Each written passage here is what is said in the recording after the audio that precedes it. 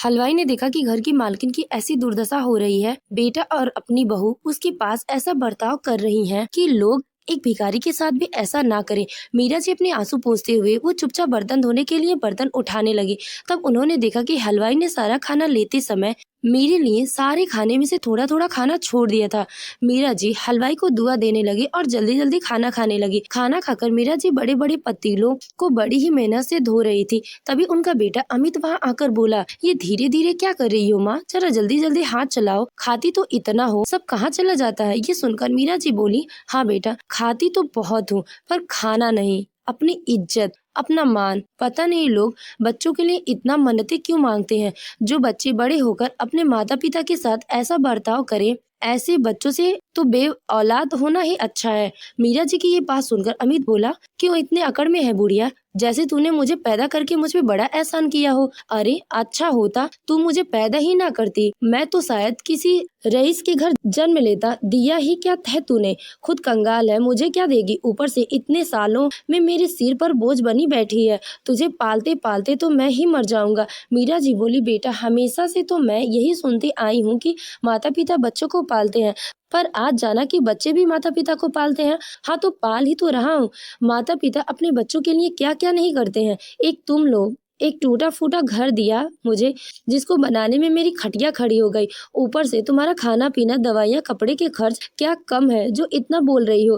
कहकर अमित वहां से चला गया। बेटे की बातें सुनकर मीरा जी की आंखें भर आई और सोचने लगी, बच्चे ये कैसे भूल जाते हैं कि उनका जीवन ही माता पिता की देन है, जिसे वह अपनी पूरी जिंदगी देकर भी कभी चुका नहीं सकते हैं। खैर, मीरा जी को अब इन सब बातों की आदत हो गई थी। एक दिन मीरा जी घर के आंगन में झाड़ू लगा रही थी कि तभी वहां हलवाई आ गया। उसे देखकर कविता जी वहीं आंगन में बैठे बैठे फोन पर बातें कर रही थी। कहने लगी, क्या हुआ, क्या चाहिए। तो हलवाई बोला, वो दिन मेरी एक बड़ी कड़छी शायद यहीं छूट गई थी तो मैं वो लेने आया हूँ। तो कविता जी बोली, जाकर रसोई में देख लो, और ये बुढ़िया तू भी जाकर साथ में अंदर देख लेना, कहीं हमारा सामान चुरा कर न ले जाए, कोई भरोसा नहीं है इन लोगों का। कविता ने कहा तो मीरा जी ने हलवाई के पीछे पीछे रसोई में चली गई। रसोई में जाते ही हलवाई बोला, अम्मा सुनो, मैं यहाँ बस कड़छी के बहाने से आया हूँ, दरअसल बात तो कुछ और है। उस दिन तुम बता रही थी ना कि ना तुम्हें हलवा खीर बहुत अच्छा बनाना आता है, इसीलिए तुम्हारे लिए एक अच्छी खबर लाया हूँ। नवरात्रि चल रही है और एक सेठ भंडार करवा रहा है। अगर भंडारे में तुमने हलवा और खीर पूरी बना दी तो यकीन मानो तुम्हारा जीवन ही बदल जाएगा। हलवाई ने कहा तो मीरा जी बोली, पर बेटा मैं तो यहाँ से कहीं निकल नहीं सकती हूँ, तो वहाँ कैसे जाऊंगी, और बेटा बहू की गुलामी की जिंदगी से परेशान हूँ। अगर उन्हें मेरे इस काम को पता चलेगा तो मुझे घर और बाहर दोनों जगह काम करा करा कर पीस डालेंगे। ना बेटा, तुम तो रहने दो, मेरे लिए इतना सोचा उसके लिए शुक्रिया, पर मुझे अपना हुनर किसी को नहीं दिखाना है। मीरा जी की बात सुनकर हलवाई बोला, अम्मा तुम यहाँ से कोई बहाना बनाकर निकलना। देखो अम्मा, तुम अपने बेटे और बहू की गुलामी क्यों करती हो, तुम्हारे पास कमाई होगी फिर तुम्हें किसी की गुलामी करनी नहीं पड़ेगी। जरा सोचो इस बारे में। और हाँ, ये लो मेरा नंबर, अगर करने का मन हो तो इस नंबर पे कॉल कर देना। एक बात याद रखना अम्मा, यह कोई छोटा मोटा सेठ नहीं है। हलवाई इतना कहकर वहां से चला गया। अगले दिन कविता मीरा जी से बोली, सुन बुढ़िया, आज बस मेरे लिए खाना बनाना, हम लोग आज बाहर खाएंगे, और तेरा तो कल का खाना बचा है फ्रिज में। मीरा जी को तो हर रोज बासी खाना ही मिलता था, पर आज कविता के ऐसे कहने पर उन्हें बहुत गुस्सा आया। वो खाना बनाकर मंदिर जाने के बहाने हलवाई को फोन करके उसके काम के लिए हाँ बोल दी। अब जब भी हलवाई कहता तो मीरा जी वहीं चली जाती। उस सेठ के घर खीर बनाने के बाद इतनी प्रसिद्धि हो गई कि कई लोग ने उन्हें अपने यहाँ पूजा के भंडार में बनाने का ऑर्डर दे दिया।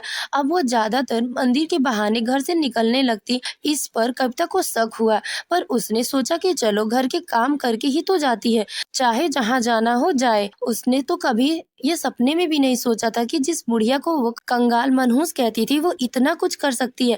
इस तरह कुछ महीने बीत गए। मीरा जी की प्रसिद्धि होती चली गई। एक दिन अमित घर आकर कविता से बोला, सुनो कविता, बिजनेस में बड़ा घाटा हो रहा है, ऐसा ही चलता रहा तो मुझे डर है कि जल्द ही ये घर बेचना पड़ेगा। हाँ, पर ये घर बेचकर हम जाएंगे कहाँ? कविता ने पूछा तो अमित बोला, मैंने एक किराए का मकान देखा है, हम उसमें चलेंगे और इस बुढ़िया को वृद्धा आश्रम में छोड़ देंगे, हम दोनों अपना घर चला लेंगे, इस बुढ़िया का कौन बोझ उठाएगा।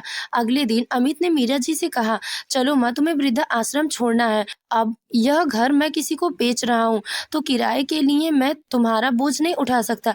आज तुम्हारी वजह से मेरी ये हालत हुई है। कंगाल हो तुम, मुझे भी कंगाल बना दिया। हमेशा मेरी बरकत तुम्हारी वजह से नहीं हो पाती। ठीक है बेटा, तुम लोग जहाँ जाना चाहते हो चले जाओ।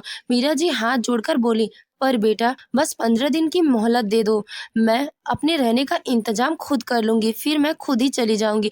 बेटी ने सोचा, चलो ठीक है, खुद ही चली जाएगी तो कोई मुझ पर उंगली भी नहीं उठाएगा। अब मीरा जी चोरी चुपके लोगों को घर में खाना बनाने जाती थी। उस बेचारे हलवाई ने मीरा जी का एक बैंक अकाउंट खुलवा दिया। एक दिन उस हलवाई ने बताया कि दिल्ली में बहुत बड़ा आयोजन है, बहुत सारे लोग वहां पर अपने अपने तरीके के ट्रेडिशनल खाना बनाएंगे और जिसका खाना पसंद आएगा उसे 5 लाख रुपए का इनाम दिया जाएगा। ये सुनते ही मीरा जी की आंखों में तो एक अजीब सी चमक आ गई। उन्होंने हलवाई से कहा, वहां जाने के लिए हाँ बोल दिया। जाने की तारीख तो मीरा जी हर रोज की तरह चुपके से मंदिर का बहाना लेकर अपने साथ कुछ कपड़े लेकर वहां चली गई और उस हलवाई के साथ ही दिल्ली के लिए रवाना हो गई। 2 दिन बाद आयोजन था, तभी सब लोग अलग अलग प्रकार के व्यंजन बना रहे थे।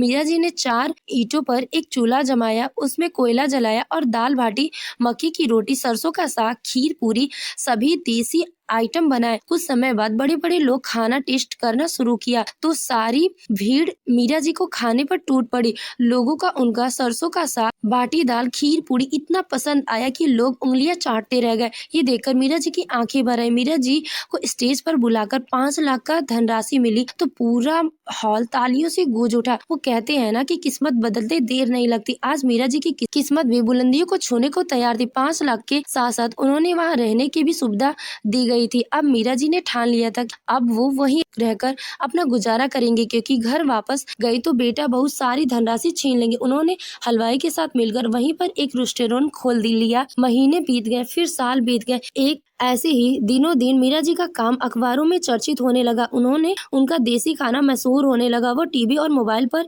इंटरव्यू तक देने लगी। एक दिन मीरा जी के बेटे बहू घर पर थे और उसका 10 साल का पोता मोबाइल पर शॉर्ट्स देख रहा था कि उसी समय मीरा जी का इंटरव्यू का शॉर्ट्स वीडियो उनके सामने आ गया। तब बंटी जोर से चिल्लाया, मम्मी पापा देखो, दादी माँ मोबाइल पर आ रही हैं। दोनों ने सोचा कि बेटा हंसी कर रहा होगा, लेकिन जब उनका बेटा चिल्लाता रहा तो दोनों उठकर बंटी के पास आए और जैसे ही दोनों मोबाइल की तरफ देखा तो उनके पैरों तले जमीन खिसक गई। उन्होंने तो सपनों में भी नहीं सोचा था कि माँ इतना बड़ा नाम कमाएगी। उन्हें तो लगता था कि माँ इतने सालों में कहीं मरा गई होगी। उन दोनों के मन में लालच जागी, क्योंकि वो लोग तो किराए के मकान में रहते थे।